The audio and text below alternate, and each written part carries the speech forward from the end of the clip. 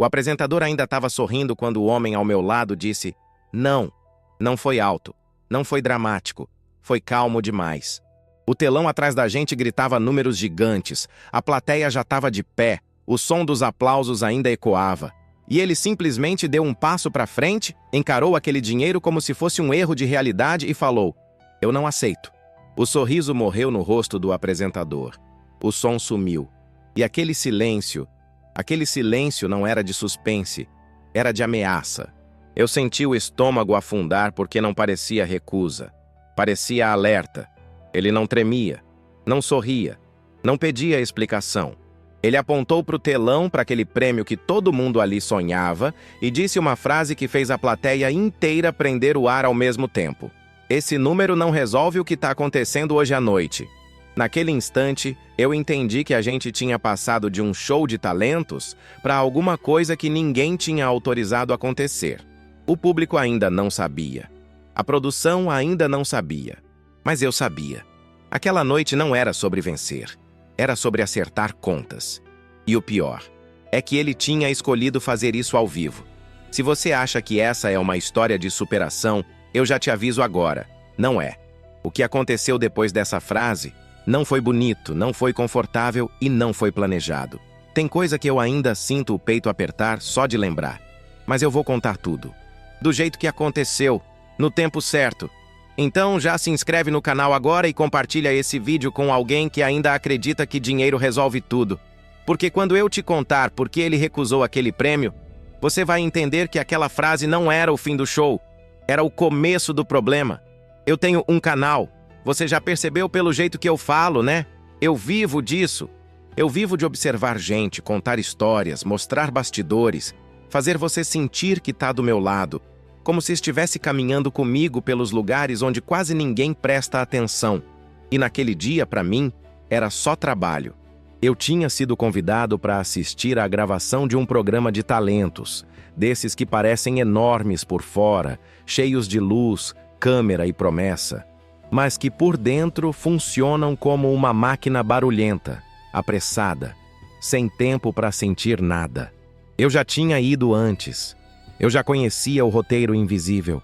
Você também conhece, mesmo que nunca tenha pisado ali. Alguém entra confiante demais, alguém passa vergonha, alguém surpreende. O jurado faz cara de espanto treinado, o público vibra na hora certa, e no final, todo mundo finge que aquilo foi completamente espontâneo. Eu fui achando que ia ser exatamente isso. Mais um vídeo, mais uma gravação, mais uma história emocionante pronta para ser editada. Mas aí eu cheguei. E antes mesmo de entrar no estúdio, eu vi a fila. Uma fila longa, silenciosa.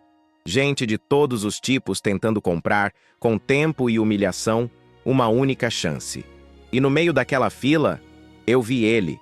Você sabe quando alguma coisa chama sua atenção sem fazer esforço nenhum? Era um homem com uma sacola de mercado velha, dessas que já foram reutilizadas tantas vezes que perderam a cor original. Um cobertor dobrado com cuidado excessivo. Cuidado de quem sabe que aquilo é tudo que tem. Um boné surrado, baixo demais no rosto. Mas não foi isso que me arrepiou. Foi o olhar. Ele não parecia nervoso. Não parecia ansioso. Não parecia esperançoso. Ele parecia cansado. E eu te pergunto agora, olhando direto para você, você já viu alguém cansado num nível que não é físico? Um cansaço que não pede descanso? Pede fim? Sabe quando você olha para alguém e sente que aquela pessoa não tá ali porque acredita? Ela tá ali porque não sobrou mais nenhuma opção. Eu fiquei observando de longe, sem câmera, sem microfone, só olhando. A equipe passava por ele como se ele fosse parte da parede. O segurança lançava aquele olhar automático de julgamento, tipo, esse aí não entra. E uma moça do público, sem nem baixar a voz, riu e comentou alto: "Olha lá, até pedinte quer virar cantor agora." E eu vi quando ele ouviu. Eu vi o exato segundo em que aquela frase entrou nele. Mas sabe o que ele fez? Nada. Nenhuma reação. Nenhuma discussão. Nenhuma defesa. Ele só apertou a sacola com mais força, como se estivesse segurando um pedaço de mundo que podia escapar a qualquer momento. E aqui eu preciso te perguntar outra coisa. Quantas vezes você já viu alguém ser humilhado em silêncio e confundiu isso com fraqueza? Eu pensei em chegar perto, pensei em perguntar o nome, pensei em ligar a câmera, pensei até em fazer uma piada para quebrar o clima. Mas eu travei. Alguma coisa em mim disse que se eu encostasse, eu ia mexer em algo profundo demais. Algo que ainda não tinha sido autorizado a sair. Eu senti que aquele homem não precisava de curiosidade. Ele precisava de tempo. Aí chamaram o próximo nome. A fila andou. E quando eu percebi, ele já estava caminhando para dentro, sem olhar para trás, sem pedir atenção, sem pedir permissão. E naquele instante, sem saber porquê, eu tive um pensamento que hoje me arrepia inteiro. Esse cara não veio buscar aplauso. E eu juro para você, eu ainda não fazia ideia do quanto isso ia ser verdade. Lá dentro, tudo era luz, tudo era brilho, tudo era aquela energia artificial de vamos fazer história, mesmo quando ninguém ali parecia realmente disposto a sentir nada. A produção corria de um lado para o outro, ajustava cabelo, prendia microfone, empurrava gente com pressa. Era um fluxo automático de comandos repetidos como um ritual vazio. Sorri, respira, faz cara de emoção. Conta sua história em 30 segundos. 30 segundos. Você consegue resumir sua vida em 30 segundos? Consegue explicar dor, perda, queda em meia dúzia de frases ensaiadas? Quando chegou a vez dele, eu percebi uma coisa que quase ninguém percebe quando está acostumado com palco. Ele não estava interpretando nada, não tinha personagem, não tinha máscara, não tinha estratégia. Ele foi direto, sem floreio, sem pedido, sem voz trêmula. A produtora perguntou no tom automático de sempre: "Você tem algum nome artístico?" Ele respondeu sem pensar: "Meu nome tá bom, só preciso cantar." Aquilo quebrou o ritmo. Foi sutil, mas quebrou. A produtora forçou um sorriso profissional, daqueles que escondem desconforto. "E por que você quer cantar?" Ele levantou o olhar. Olhou nos olhos dela, não para o crachá, não para a câmera, e disse uma frase que eu senti atravessar o estúdio inteiro como um choque seco. "Porque hoje eu preciso que alguém me escute antes que seja tarde. Me diz uma coisa, quando foi a última vez que alguém te falou algo assim olhando direto nos seus olhos?" A produtora soltou uma risadinha curta, sem graça, tentando empurrar aquilo para a categoria de drama de participante. Mas eu vi. Eu vi o jeito que ela engoliu seco.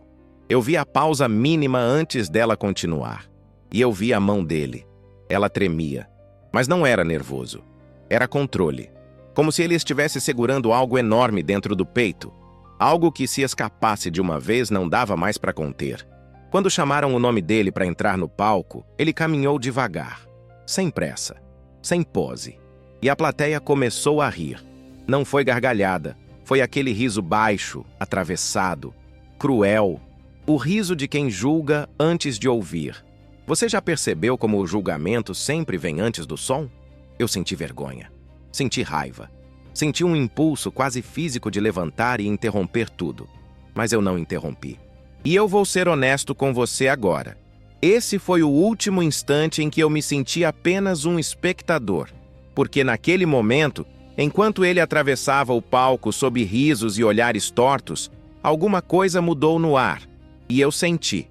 Depois disso, não tinha mais programa, não tinha mais bastidor. A partir dali, eu não estava mais assistindo uma história. Eu tinha acabado de entrar nela. Os jurados olharam para ele como quem encara uma aposta perdida antes mesmo de tentar. Sabe aquele olhar que já decidiu o final sem ouvir o começo? Era esse. O apresentador fez uma piadinha leve, jogada no ar como se fosse alívio cômico. Aquela tentativa desesperada de guiar o público para o riso certo. E a plateia acompanhou. Continuou naquela risada torta, atravessada. A risada que não diverte machuca. Eu senti o desconforto subir. Ele pediu o microfone. Não arrancou. Não exigiu. Pediu. E antes mesmo de cantar, ele falou. Bem baixo. Quase como se fosse só para quem quisesse ouvir de verdade. Mas o áudio pegou. E quando pegou, não tinha mais como fingir que não escutou. Eu não vim pedir nada. Eu vim devolver uma coisa que roubaram de mim. Me diz uma coisa agora, olhando direto para você. Se alguém dissesse isso na sua frente, você continuaria rindo? Naquele segundo, eu senti um arrepio subir pela nuca e travar no fundo da cabeça. Não era emoção bonita, era pressentimento. Era aquela sensação de que algo sério demais tinha acabado de entrar em cena. E aí ele começou a cantar. E não era uma voz perfeita, de escola de música, não era afinada demais, nem polida demais. Era uma voz viva, uma voz que vinha com poeira, com frio, com fome, com perda. Uma voz que parecia carregar histórias que ninguém ali tinha pedido para ouvir, mas que agora ninguém conseguia evitar. Ele cantou como quem abre o peito no meio do palco e deixa todo mundo ver o coração batendo sem proteção. E o pior, ou talvez o melhor, é que depois disso, não tinha como desver. O riso morreu. Morreu de um jeito seco, constrangedor. Eu vi uma mulher na plateia levando a mão à boca, como se tivesse percebido tarde demais que tinha rido de alguém real. Eu vi um cara com o celular tremendo, tentando continuar filmando enquanto a emoção escapava. Eu vi um jurado conhecido por posar de durão, piscando rápido demais, lutando contra algo que ele não estava preparado para sentir em público. E eu fiquei parado, sentindo a minha cara queimar, porque eu também tinha rido por dentro antes. Nem que fosse por um segundo. Eu também tinha julgado. Eu também tinha colocado aquele homem numa caixa antes de ouvir a primeira nota. E foi ali que eu aprendi uma coisa que eu não queria aprender, mas precisava. Às vezes você não precisa de técnica para destruir um teatro. Você não precisa de fama. Você não precisa de palco. Você precisa de verdade. E agora eu quero que você pare um segundo e me responda nos comentários, de verdade. Você já julgou alguém pela aparência e depois se sentiu pequeno quando a verdade apareceu? Não para te acusar, não para te expor, mas porque essa história não existe para apontar o dedo para fora. Ela existe para quebrar a gente por dentro e ver o que sobra depois. Quando ele terminou a primeira parte da música, antes mesmo do refrão, antes do momento emocionante que o programa costuma explorar, eu percebi um detalhe que quase ninguém do público notou. Mas eu notei. 2 caras vestidos de preto, com um ponto no ouvido, começaram a se mover pela lateral do palco. Não correram, não chamaram a atenção. Andaram daquele jeito calculado de quem sabe exatamente onde precisa estar. E isso não é normal. Segurança não entra assim no meio de uma apresentação que está funcionando, que está prendendo audiência, que está entregando tudo que um programa quer. Deixa eu te perguntar uma coisa agora. Se tudo estivesse sob controle, por que alguém estaria se preparando para intervir? Eu olhei para um produtor que eu conhecia, alguém que já tinha me contado histórias de bastidores. Fiz um gesto discreto, tipo, o que está acontecendo? Ele me encarou por um segundo que pareceu longo demais. E desviou o olhar. Não respondeu. Só fez uma expressão clara de, não agora. Foi ali que a ficha caiu. Tinha algo naquela música, algo naquela fala, algo naquele homem, que a produção não queria que continuasse sendo dito. Só que ele não parou. E é aqui que tudo ficou realmente perigoso. O pedinte, e eu vou chamar ele assim por enquanto, porque foi assim que o mundo resolveu rotulá-lo naquela noite. Continuou cantando como se não tivesse ninguém tentando se aproximar. Como se já soubesse que aquela era a única chance. E no meio da melodia, ele começou a misturar frases faladas. Não como improviso, como quem lê uma carta que ficou guardada tempo demais. Cada palavra parecia escolhida com cuidado. Ele disse, olhando para frente, sem buscar aplauso: eu vivi na rua, mas eu não nasci nela. Eu fui parar nela. Me responde uma coisa com sinceridade. Quantas histórias você já ouviu que começam no meio? Porque ninguém quer saber do começo. A plateia ficou em silêncio absoluto. Os jurados se inclinaram para frente, esquecendo pose, esquecendo personagem. E naquele instante eu senti algo gelado no estômago, porque eu percebi uma coisa que não estava no roteiro de ninguém. A história dele não era daquelas bonitas, fáceis de editar, com trilha inspiradora no final. Não era uma história de palco. Era uma história perigosa. Perigosa porque não pedia pena. Perigosa porque não pedia caridade. Perigosa porque começava a apontar para lugares que ninguém ali queria iluminar. E eu te digo agora, quando uma história faz gente poderosa se mexer na cadeira, é porque ela está chegando perto demais da verdade. No intervalo rápido entre uma música e outra, daqueles que o programa usa quando percebe que algo está rendendo impacto e decide aproveitar o momento, o apresentador puxou conversa, tentando retomar algum controle. Era para ser leve, era para ser previsível. Qual seu nome? De onde você vem? Perguntas simples, perguntas seguras, perguntas que normalmente mantêm tudo dentro do roteiro. Mas a resposta dele não veio desse lugar. Ele respondeu com uma calma que me deu frio no estômago. Eu venho de um lugar que vocês conhecem, só esqueceram que existe. A plateia reagiu com aquele coletivo, quase automático, como se fosse parte do espetáculo. Mas eu percebi uma diferença no ar. Algo ali não tinha gosto de frase de efeito. Era aviso. E antes que alguém pudesse suavizar aquilo, ele continuou. E foi aí que tudo realmente estourou. Eu já sentei numa mesa com gente importante. Eu já tive casa. Eu já tive família. E eu perdi tudo numa noite, por causa de uma decisão que não foi minha. Deixa eu te perguntar uma coisa agora. Quando alguém diz isso em público, você acha que é drama ou confissão?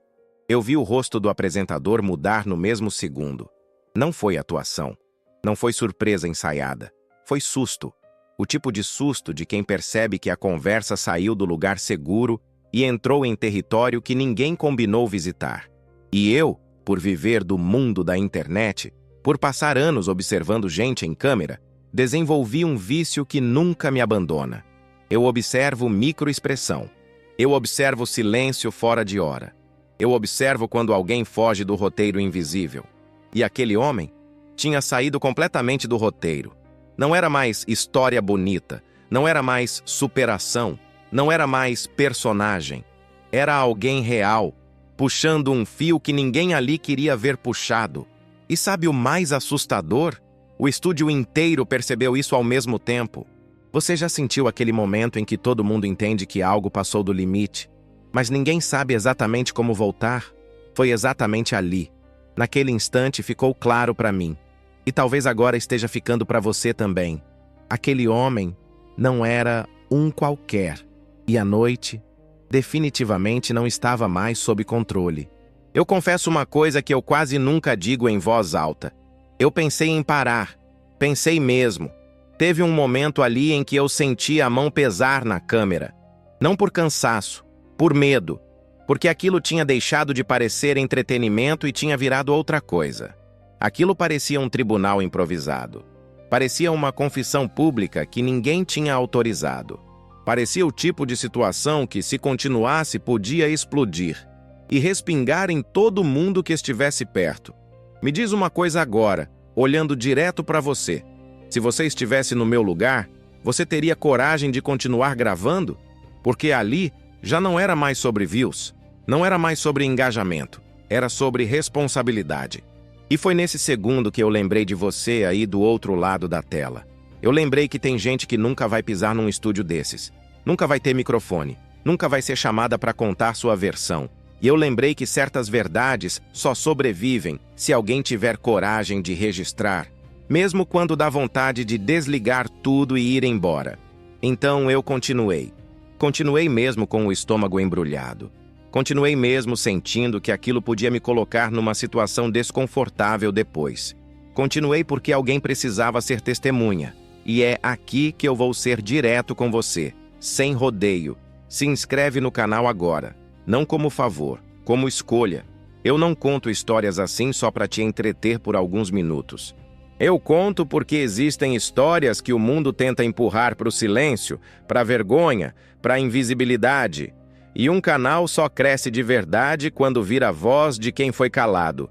Se você quer mais histórias reais, sem maquiagem, sem roteiro bonitinho, sem final pronto, então se inscreve agora e fica comigo até o fim.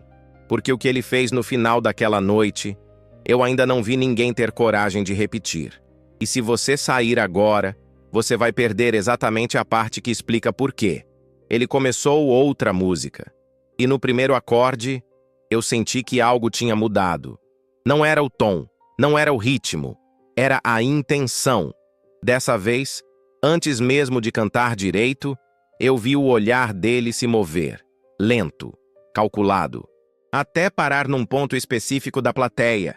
Não para os jurados, não para as câmeras, não para a multidão, para a plateia, mas não para qualquer pessoa. Ele cantou como quem mira alguém, como quem aponta sem usar o dedo. E eu te pergunto agora, você já sentiu quando uma mensagem não é para todos, mas todo mundo acaba ouvindo? Eu fui seguindo o caminho do olhar dele quase sem perceber. Passei por rostos emocionados, celulares levantados, gente chorando, até enxergar um homem engravatado, sentado numa área reservada. Você sabe exatamente o tipo. Daquelas pessoas que ninguém anuncia, que não aparecem na tela, mas que todo mundo trata com cuidado demais. Esse homem não estava emocionado, ele estava pálido. E no momento em que o pedinte cantou uma frase específica, uma frase que para qualquer outra pessoa parecia só parte da letra, eu vi o efeito. O homem travou. Você já viu alguém reconhecer uma mensagem que não podia ser pública? O engravatado levantou rápido demais, não aplaudiu, não disfarçou, apenas saiu. E aí, tudo desandou. A produção entrou em modo de pânico. 2 assistentes correram atrás dele sem nem tentar esconder. O apresentador forçou uma piada, aquelas piadas que só existem para tampar buraco. Os jurados desviaram o olhar, fingindo que nada tinha acontecido. Mas eu vi, e você teria visto também, se estivesse ali. Porque naquele momento ficou impossível negar. Aquilo não era só uma apresentação. Não era só uma música. Não era só um pedido de chance. Era um recado. E foi ali que eu finalmente entendi o jogo inteiro. O pedinte não tinha ido até aquele palco para vencer uma competição. Ele não tinha ido buscar aplauso, nem redenção pública. Ele tinha ido ali para encontrar alguém. E quando você percebe isso, tudo o que veio antes muda de sentido. A pergunta que ficou ecoando na minha cabeça, e talvez agora esteja ecoando na sua, foi só uma. Quem você enfrentaria se tivesse um palco e nada mais a perder? No backstage, durante uma pausa tensa, daquelas em que ninguém conversa alto demais, eu consegui puxar assunto com uma funcionária da produção. Ela parecia diferente, pálida, distraída, como se tivesse visto algo que não devia. Eu cheguei mais perto e perguntei, quase sem mover os lábios, "Você sabe o nome dele?" Ela travou. Olhou para mim, olhou para os lados, checou se ninguém estava perto demais, e aí ela se inclinou e sussurrou, como quem entrega um segredo perigoso. "Não fala isso alto, mas ele disse que se chama Augusto." Augusto. O nome bateu em mim como um choque seco. Você já sentiu isso? Quando uma informação simples, só um nome, acende alguma coisa no fundo da memória que você não sabia que estava guardada? Naquele instante, uma história antiga voltou inteira na minha cabeça. Uma daquelas histórias que circularam rápido na internet anos atrás e depois desapareceram, sem explicação, sem desfecho, como se nunca tivessem existido. Um homem chamado Augusto. Um homem que tinha participado de um projeto social grande ligado à música, abrigo, recomeço. Um cara que aparecia em fotos, em vídeos, em matérias bonitas sobre esperança e que, de repente, sumiu. Sem despedida, sem nota oficial, sem ninguém perguntando demais. Meu coração acelerou de um jeito estranho. Não era empolgação, era alerta. E eu pensei, quase sem querer pensar, se ele é esse Augusto, então aquilo ali não era a história de um pedinte que teve uma chance. Era a história de alguém que foi apagado. Apagado sem desaparecer fisicamente. Apagado do sistema. Apagado da narrativa. Me diz uma coisa agora, e responde nos comentários com sinceridade. Você acredita que dá para apagar uma pessoa socialmente? Tipo, fazer ela sumir sem sumir de verdade? Tirar nome? Tirar voz? Tirar passado? Porque o que aconteceu com ele não é exceção, é método. E essa história só começa a fazer sentido quando a gente para de olhar para frente e começa a juntar as peças que alguém tentou esconder. Quando ele voltou para o palco, eu senti na hora. A energia não era mais a mesma. Não era empolgação, não era curiosidade. Era medo. A plateia estava tensa. mas não sabia explicar do quê. Os jurados estavam emocionados, mas claramente confusos, como quem percebe que entrou numa história sem ter lido o começo.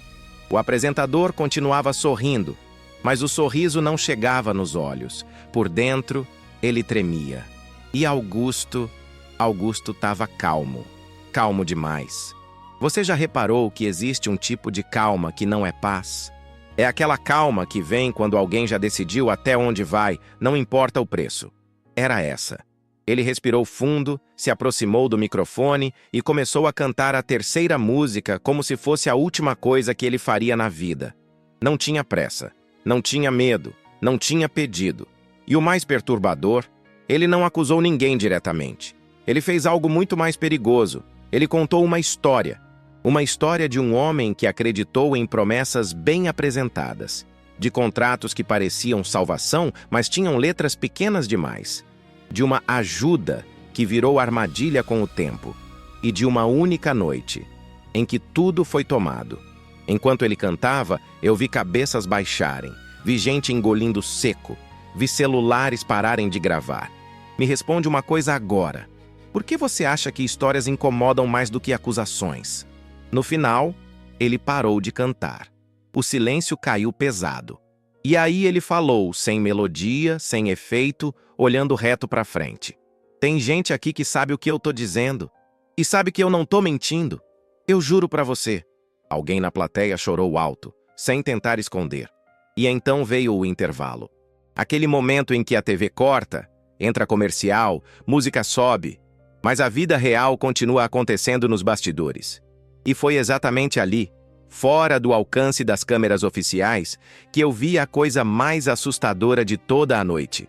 Algo que me fez entender que aquilo não era mais só um show. Era um campo de guerra. E ninguém ali sabia quem sairia inteiro. 2 seguranças se aproximaram, não correndo, não gritando, mas com aquele jeito silencioso e firme de quem não pede, conduz. A postura era clara. Vem com a gente. E eu te pergunto agora, olhando direto para você. Quando alguém tenta te tirar de um lugar sem explicação, isso parece cuidado ou censura. Augusto olhou para os dois. Não recuou. Não levantou a voz. Falou baixo, mas de um jeito que o microfone captou perfeitamente. Hoje não. Hoje vocês vão escutar. Aquilo atravessou o estúdio inteiro. E então, ele fez algo que congelou todo mundo. Sem pressa, sem teatralidade, ele levantou a manga do casaco. Eu não vou entrar em detalhes pesados. Mas o que apareceu ali não era marca de acidente, não era descuido, não era queda. Era o tipo de marca que grita sem som. Alguém te fez mal. A plateia viu. Os jurados viram. O apresentador travou. As câmeras oficiais tentaram desviar, focar em outro ângulo, fingir que nada tinha acontecido. Mas já era tarde demais. O público já estava filmando com o celular. Você sabe como é. Quando algo real demais acontece, ninguém confia mais só na câmera oficial. E Augusto falou de novo, agora com a voz firme, mas sem raiva, com algo muito mais pesado: cansaço. Eu tentei falar antes. Eu tentei do jeito certo. Me mandaram calar. Então eu vim falar do jeito que vocês não conseguem ignorar. Me diz uma coisa com sinceridade agora. E responde nos comentários. Quando alguém transforma dor real em algo público, isso é exposição ou sobrevivência? Você acha errado mostrar ferida? Ou errado fingir que ela nunca existiu? Porque ali, naquele momento, eu fiquei dividido, fiquei destruído, fiquei sem saber de que lado eu estaria se fosse comigo. E o pior de tudo, eu tive a sensação clara de que aquela não era a primeira vez que tentavam tirar a voz dele. Só era a primeira vez que ele não deixou. Chegou a votação final. E, sinceramente, aquilo já não parecia mais uma escolha. O público tinha decidido muito antes do resultado aparecer. Era impossível não decidir. Era impossível ouvir tudo aquilo, ver tudo aquilo e fingir neutralidade. Quando anunciaram que ele venceu, o estúdio simplesmente explodiu. Gente de pé, gritos, choro sem vergonha. Os jurados levantaram quase ao mesmo tempo e abraçaram Augusto como se quisessem pedir desculpa não só por eles, mas por um mundo inteiro que tinha falhado com ele. O apresentador ergueu a mão de Augusto como se estivesse numa final de campeonato. Sorriso largo, voz empolgada, aquela encenação clássica de vitória absoluta. E então, o telão acendeu. Um número gigante, frio, brilhando, um valor absurdo, daqueles que mudariam a vida de qualquer pessoa ali, inclusive a sua, inclusive a minha. E eu comecei a ouvir ao redor. Agora ele sai da rua. Agora ele vai ter casa. Agora acabou o sofrimento. Deixa eu te perguntar uma coisa agora, bem direto. Quantas vezes você já achou que dinheiro resolve história mal contada? Porque enquanto todo mundo olhava para o telão, eu estava olhando para ele. E o rosto de Augusto não acompanhava a comemoração. Não tinha sorriso. Não tinha alívio. Não tinha aquela expressão clássica de agora vai. Tinha outra coisa. Luto. Um luto silencioso, pesado. O tipo de luto de quem sabe que algo importante já foi perdido e não se compra de volta. Você já venceu algo e sentiu que aquela vitória chegou tarde demais? Era exatamente isso. Parecia que ganhar o show era a parte menos relevante da noite. Como se o prêmio fosse apenas um detalhe perto do que ele realmente tinha vindo buscar ali dentro. E naquele instante, eu senti um arrepio claro, quase físico, porque eu percebi uma coisa que ninguém ali parecia preparado para entender. A vitória não era o fim da história. Era a isca. E quando eu entendi isso, eu soube que a noite tinha acabado de cruzar o ponto de não retorno. Nada dali para frente seria seguro. O apresentador colocou o cheque simbólico na frente dele. Aquele gesto simples, ensaiado, repetido em todas as finais, mas que naquela noite parecia pesado demais para caber nas mãos de alguém. Augusto olhou, não tocou, não sorriu, não fingiu surpresa. Ele entendeu o que aquilo representava antes mesmo de respirar fundo, e então respirou, longo, controlado, e disse com uma calma que cortou o estúdio inteiro como uma lâmina: "Eu não aceito." O apresentador riu. Achou que era brincadeira. A plateia riu junto, nervosa, sem saber se aquilo fazia parte do roteiro. Um jurado ficou de boca aberta, sem conseguir disfarçar o choque. Mas Augusto não se moveu. Ele repetiu, agora mais firme, mais claro, mais impossível de ignorar: "Eu não aceito." E foi aí que veio a frase que ainda ecoa na minha cabeça quando eu fecho os olhos: "Dinheiro não resolve o que está acontecendo hoje à noite." Me responde uma coisa agora, olhando direto para você. Quando alguém recusa tudo o que o mundo chama de solução, o que sobra? O apresentador tentou consertar. "Mas você merece. É seu. Você ganhou." Era quase um pedido. Não para ele aceitar, mas para tudo voltar ao normal. E Augusto respondeu com algo que desmontou qualquer tentativa de normalidade. "Eu não vim aqui por merecimento. Eu vim aqui por justiça." Naquele segundo, eu senti o chão simbólico do estúdio rachar. A produção entrou em pânico. Tentaram cortar. Tentaram puxar para o comercial. Tentaram salvar o formato. Mas já era tarde. O público começou a gritar o nome dele. Não como torcida, como apoio, como reconhecimento tardio. E então Augusto pediu algo no microfone. Algo simples demais para aquele palco. Algo pequeno demais para o telão. Algo grande demais para ser ignorado. "Eu quero um prato de comida e eu quero respeito." Você consegue sentir o peso disso? Naquele instante, eu senti uma vergonha que eu nunca tinha sentido na vida. Não por ele, por nós. Porque ele não pediu nada extraordinário. Ele pediu o mínimo. E o mais duro de aceitar foi isso. Ele pediu exatamente aquilo que a gente devia dar, sem ninguém precisar pedir. Depois do programa, eu tentei sair. Tentei mesmo. Mas alguma coisa me segurou ali. Não foi curiosidade, foi intuição. Aquela sensação estranha de que, se eu fosse embora naquele momento, eu ia perder a parte mais importante de tudo. E foi aí que Augusto me viu. Ele percebeu a câmera pendurada em mim e veio na minha direção. Não veio com raiva. Não veio exaltado. Veio do jeito mais inquietante possível. Calmo. Como quem escolhe alguém com cuidado. Como quem escolhe uma testemunha. Ele parou na minha frente e perguntou direto: "Você tem canal, né?" Eu engoli seco e respondi: "Tenho." Ele assentiu lentamente e disse algo que me gelou por dentro: Então você entende o que é gente tentando controlar a narrativa. Você já sentiu quando uma frase encaixa perfeitamente numa ferida que você nem sabia que tinha? Eu gelei. Ele fez um gesto simples com a cabeça, me chamando para andar com ele até uma área mais silenciosa do corredor. E ali, longe da música, longe da plateia, longe da luz bonita, a verdade começou a aparecer. Sem palco, sem trilha sonora, sem edição possível.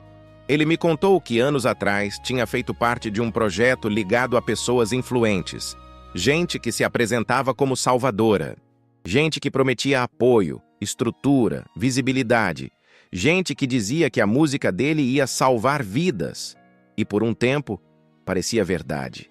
Até o dia em que ele viu algo que não podia ver.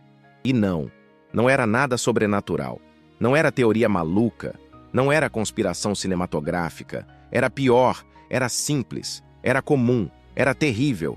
Gente usando ajuda como fachada. Gente transformando vulneráveis em número de relatório.